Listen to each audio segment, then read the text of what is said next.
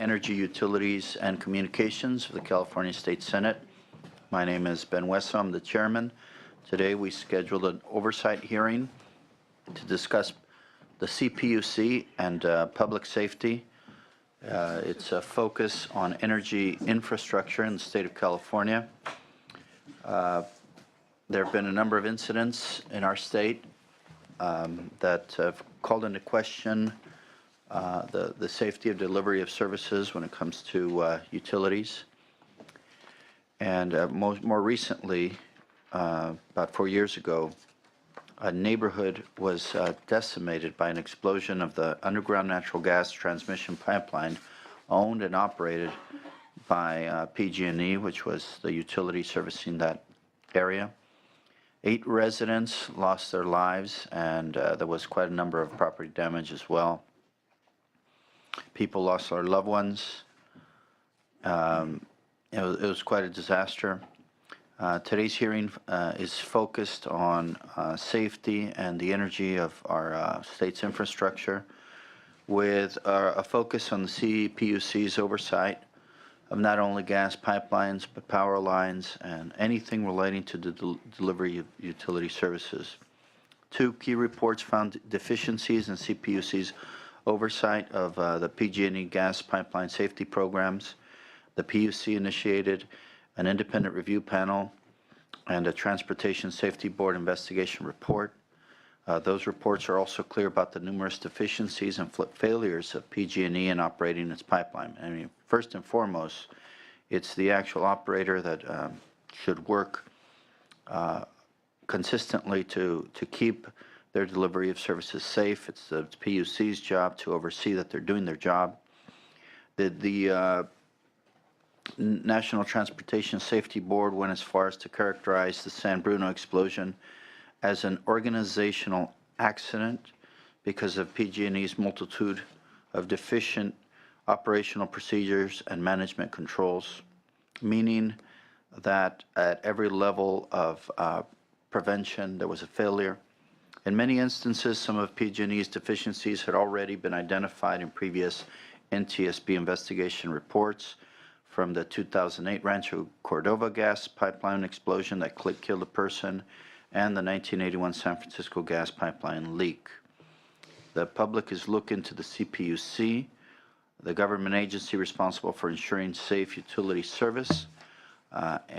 Today we will hear from the CPUC President Michael Pickler, who will share the goals and plans of the Commission to better address safety under his leadership.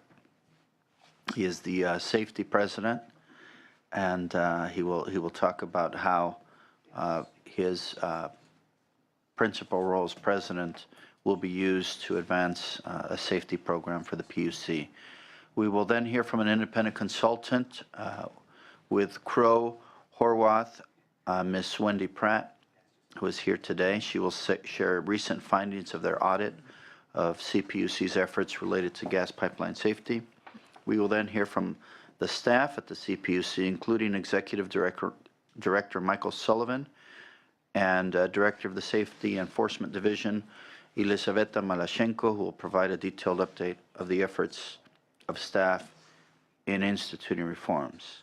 So I want to thank my colleague, Senator Hill, for being here today. And at the very end, we'll hear public comments if anybody's interested in making a comment.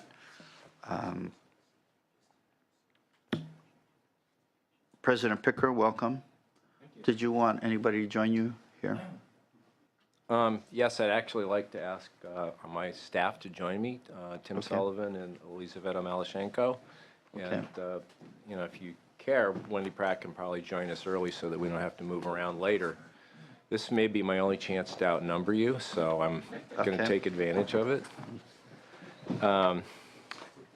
I think it's very useful that you mentioned the accident and the explosion in Rancho Cordova, and I wish that we'd all had paid more attention to that accident. It was a slightly different kind of situation.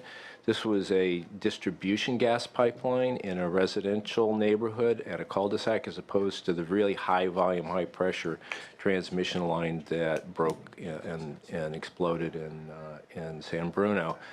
But I think it pointed to a weakness both in PG&E's programs and our programs. We did, in fact, find them, but it took us a while. And I think that this may be a case of, as I believe, that justice too long delayed is actually justice denied. And I think that what we saw in San Bruno is another indicator of that challenge. I think that it's also important to notice that members of the CPUC and their families were also killed in the San Bruno explosion. So this hits hard at both the staff and the identity of the CPUC. We have a mission of not only ensuring that the regulated entities invest in infrastructure that's needed for the economic life and the good and well-being of the state of California, but that those agencies that we regulate do that safely and affordably. And so I think I take this very deeply. I think that when I first arrived at the CPUC, we were in the midst of a policy-making and regulatory, adjudicatory proceeding on San Bruno. But while I saw some signs of reform at the CPUC, I was not comfortable that everything that I expected from an agency that was entrusted with the safety of the people of the state of California was actually taking place. And it was a struggle for me as a new commissioner to really understand that. But I realized that the first thing I really needed to do was make myself accountable, and that's also why I stand here before you today. So the first thing I did, and I don't know if you've seen this, is I actually went and stood outside the building and leafleted, because it was my way of telling the staff that I was also accountable as a commissioner for ensuring that we were doing a good job in terms of safety. And I'll pass these around for. Oh, sorry.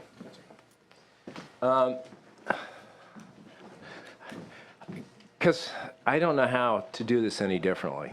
I'm sort of like the Marine Corps. I've always been directly and personally accountable to the tasks that we have to do.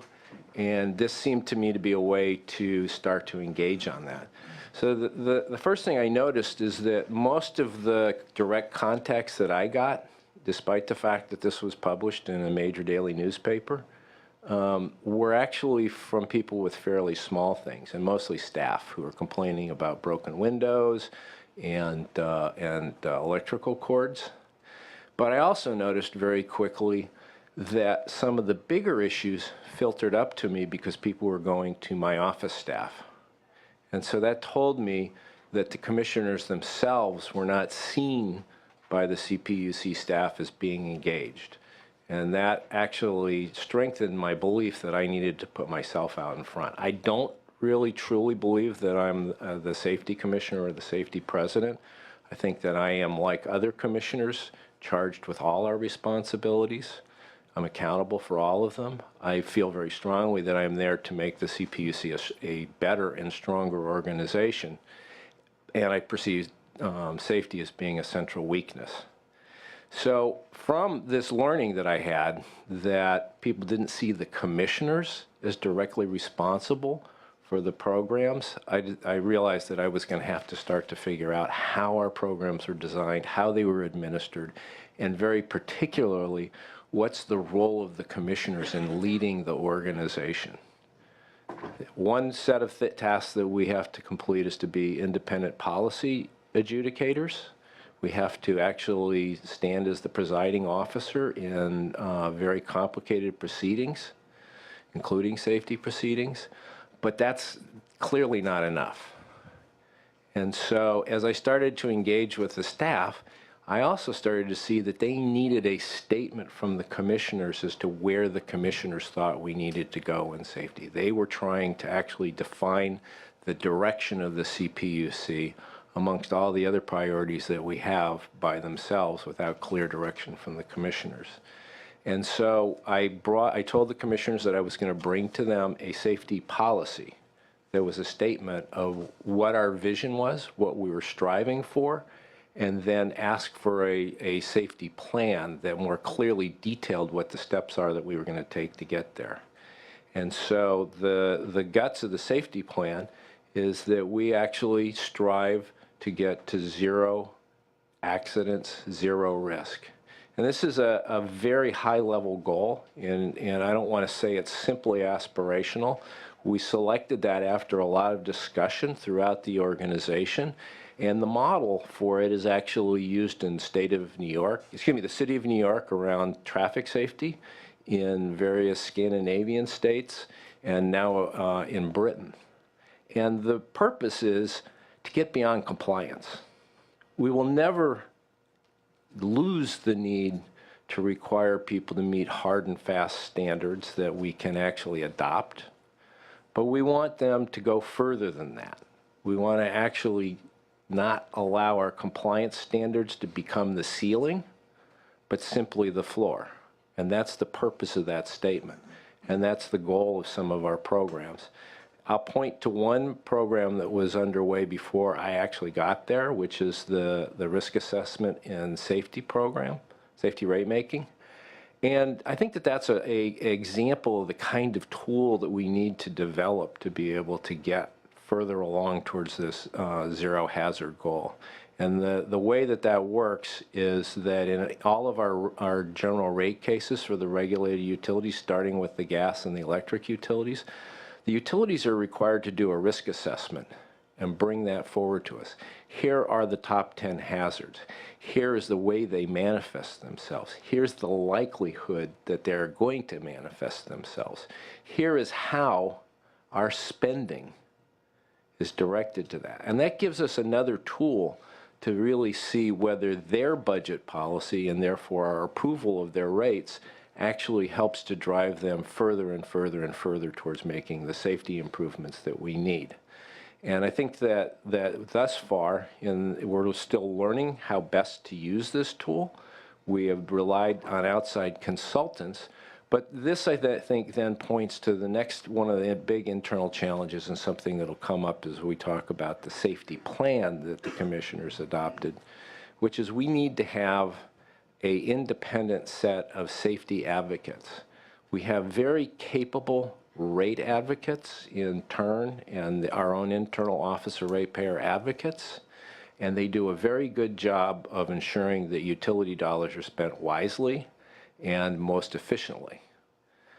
But over time, if the utilities are not articulating well how their money is being spent to take them further towards a higher level of safety, then those expenditures will be disallowed and discounted. And over 10 to 15 years, and particularly in a down economy, it's very natural that everybody wants to reduce rates. You can defer maintenance. We see that all throughout the United States. It's not something that's very particular to California, but when you allow that in these very hazardous activities, then I think you're just asking for trouble. So we need to have somebody who can actually speak up and say, no, this is actually a proper amount to spend, and in this way, so as to actually improve safety. And I don't mean to criticize or indict those ratepayer advocates. There's just an inherent conflict in having them be the voice for both safety and for proper rate setting, or for the lowest achievable rate setting. And we haven't not yet completely settled on that because it's tough. How do we do that in a way that we maintain the right kinds of walls between our advocacy efforts within the CPUC?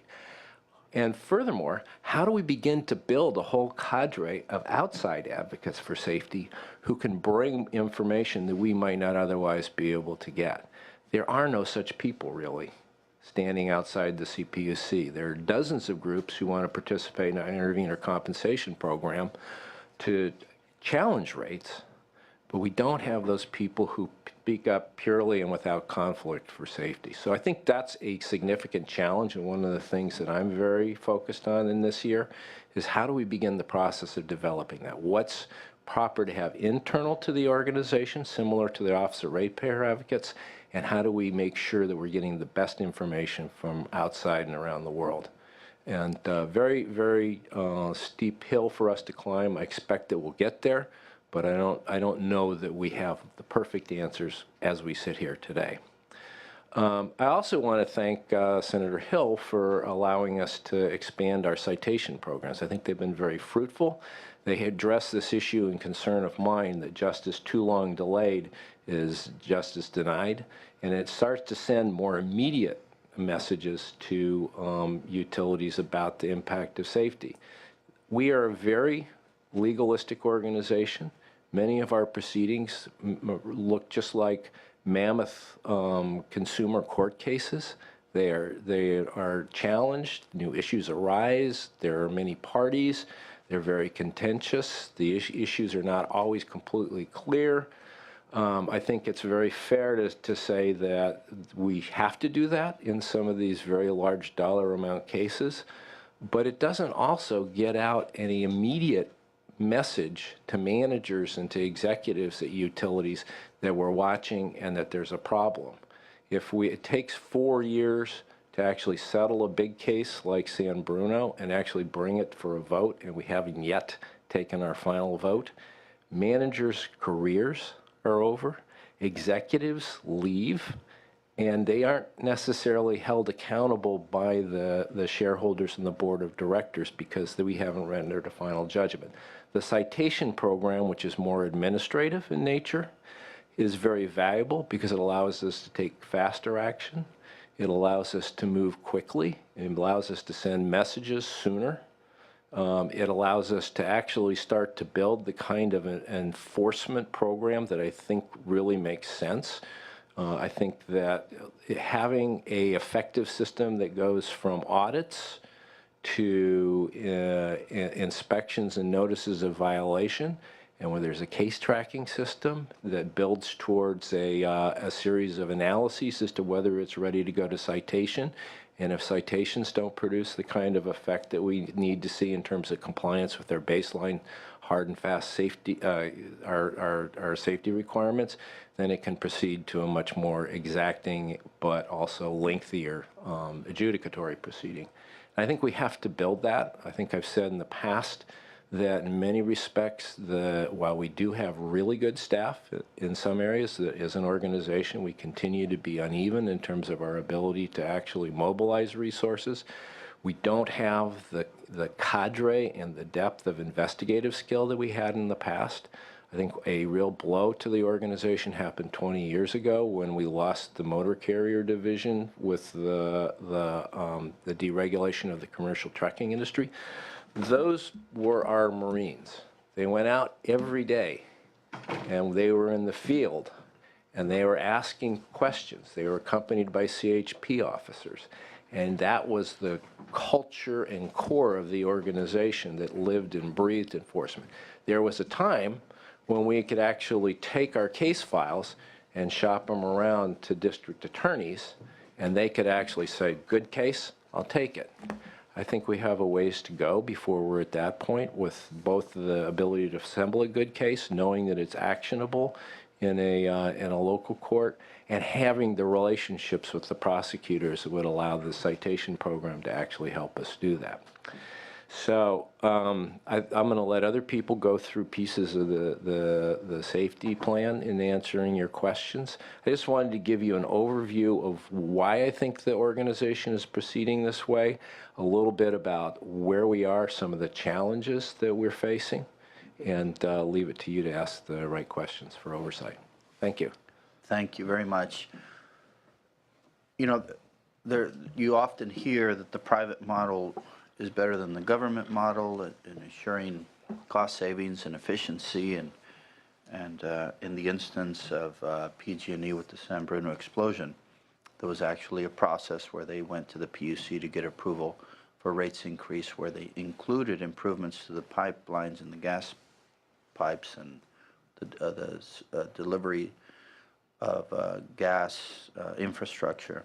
That was approved, the rates went up, and nothing was done. And that's,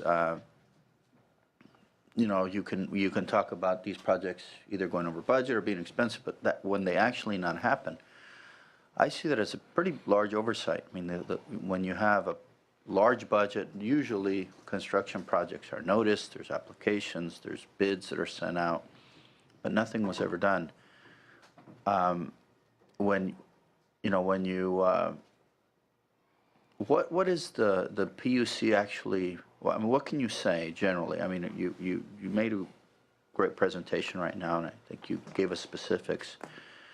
But if you were to say something to tell the public we're doing something different, we are actually working to ensure this doesn't happen again. I mean, what is the new approach to handle this? I mean, how will you ensure that, well, in that instance, it was, the projects weren't actually done, PUC didn't actually provide oversight, but you may develop a model that covers that in the future now where you require that you be noticed or that a schedule put together and they comply with it on a timely basis. But, I mean, what else can you tell what is your message to the people in the public? That you're doing something different, that they're actually safe, or you're working to get them there? Well, I wouldn't say that nothing happened, because I believe that there have been dollars spent that we approved to actually upgrade and replace faulty infrastructure. I think that the issue is that we haven't done enough, and I don't think that we have been even and complete and as focused on every challenge as we needed to be. I think we're sloppy. I didn't mean to suggest nothing was done, but there was a budget that expected. I mean, as far as the amount of dollars and the budget and the promises, they weren't kept. I think there's a very clear case that in some places the utility did divert dollars that we approved for safety purposes towards executive compensation. But I think more than that, we probably don't have good standards that say, here are the amount of dollars that are truly necessary to do these tasks. I think we have standards, and we need to start to really be clear that we are going to enforce them and hold people accountable. And I think that speaks to this need to actually be faster than a 4-year after the effect penalty. We need to actually be real time. That is a challenge for us. We are a deliberative agency.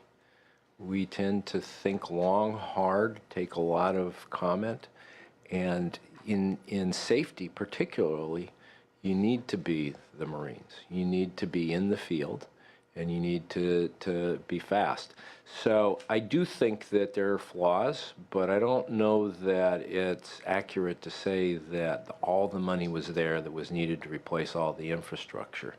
I think that we don't have good standards to be able to state what that is. I think we'll get there over time. I think right now what we're forcing is a comprehensive set of audits that will tell us what we need to know. But again, I am not complete that either our examination is yet complete, and I know from my experience and my oversight of these things that that PG&E in particular is somewhat uneven in how they do this. So if you want to hear a little more on actually how we are starting to build this up and how we're actually being more present and actually putting more eyes on holes in the ground and actually looking more carefully at this, I can actually refer you to Elisaveta Malyshenko. I think she may be better able to give you very current statistics. And she'll give us some insights coming up. But I do agree with you, we have more to do. Senator Hill, do you have any questions? Sure, I'd like to maybe, at the end, I've got a few questions that I've worked on based on this, and it'd be great if that works all right with you. Absolutely. Anybody else? Then we'll ask Wendy Pratt. Oh, Wendy, sorry. Okay, I guess I'll need that. Okay. Wendy will describe the findings and recommendations of the recent audit of the CPUC gas pipeline study. Well, apparently you're not an expert on safety, but your findings will show the CPUC has lots of work to do. Maybe you can get into the specifics of what that is. Yes, thank you for having me here this morning. My name is Wendy Pratt. I'm a senior manager with Crow Horwath, and we conducted the management audit of Gas Safety and Reliability Branch. I'm going to essentially give you an overview of the report that we prepared, and this is similar to the presentation I gave to the Commission 2 weeks ago. I'm going to talk a little bit about the project charter, the methodology and timeline of our project, sort of give you an overview of the report structure, and then summarize our key findings and recommendations.